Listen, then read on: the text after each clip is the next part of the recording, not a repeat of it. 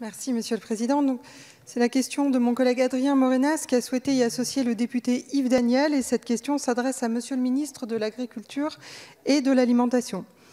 Monsieur le ministre, alors que la crise sanitaire du Covid-19 frappe nos contrées, nos agriculteurs, héros du quotidien, ne désarment pas afin de continuer coûte que coûte à remplir leur mission vitale pour notre pays, nous nourrir.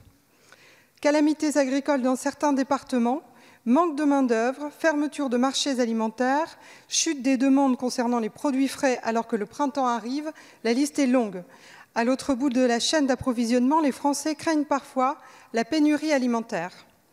Monsieur le ministre, au regard de cette situation inédite de crise sanitaire et économique, le député Adrien Morenas souhaite vous poser les questions suivantes. Pouvez-vous nous détailler comment le gouvernement compte aider nos agriculteurs, locomotive essentielle de notre chaîne d'approvisionnement, que ce soit dans le cadre de l'emploi de personnel saisonnier, que ce soit en termes de soutien aux filières comme de contrôle du marché national face aux dérives financières sur les prix. Et enfin, de par les dispositions qui seront prises en direction des banques comme des assurances, afin de soutenir nos agriculteurs dont la tâche n'est jamais facile.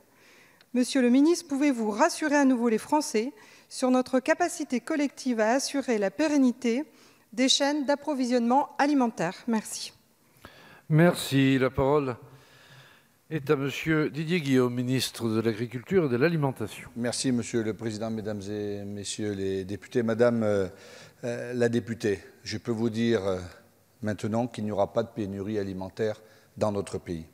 La priorité numéro 1, évidemment, c'est la santé de nos concitoyens. C'est lutter pour la santé de nos concitoyens. C'est ce que fait quotidiennement, jour et nuit, le Premier ministre, le ministre de la Santé, qui essaie de rassurer, de prendre des mesures qui vont faire en sorte que le Covid-19, que cette guerre soit gagnée. Mais la deuxième priorité, c'est que nos concitoyens puissent se nourrir de façon la plus diversifiée possible, la plus équilibrée possible. Et c'est la raison pour laquelle la deuxième ligne, comme l'a appelé le Président de la République, est sur place. Vous évoquez les agriculteurs, je veux les saluer vraiment. Ils sont parfois critiqués injustement. Mais là, nous nous apercevons que nous avons besoin d'eux pour produire de l'alimentation de qualité. Et puis, c'est toute la chaîne alimentaire dont nous avons la responsabilité qu'elle tienne. Et elle tient. Après les agriculteurs, je voudrais saluer les entreprises intermédiaires, les entreprises d'agroalimentaire, nos PME, nos TPE, la coopération agricole, qui sont parfois montrées du doigt, mais qui travaillent là en 3-8, jour et nuit bien souvent. Et je veux saluer tous ces travailleurs de l'ombre qui sont à leur poste et qui permettent de transformer les produits de l'agriculture pour être dans nos assiettes. Et puis, enfin, au bout de la chaîne, à l'aval, il y a tous les commerces de proximité, les commerces alimentaires, les GMS qui sont parfois vilipendés. Mais aujourd'hui, elles ont agi pour faire en sorte que cela fonctionne. Et je veux saluer tous les salariés, toutes les caissières, tous ceux qui mettent dans les rayons, parce que sans eux, cette chaîne alimentaire ne tiendrait pas.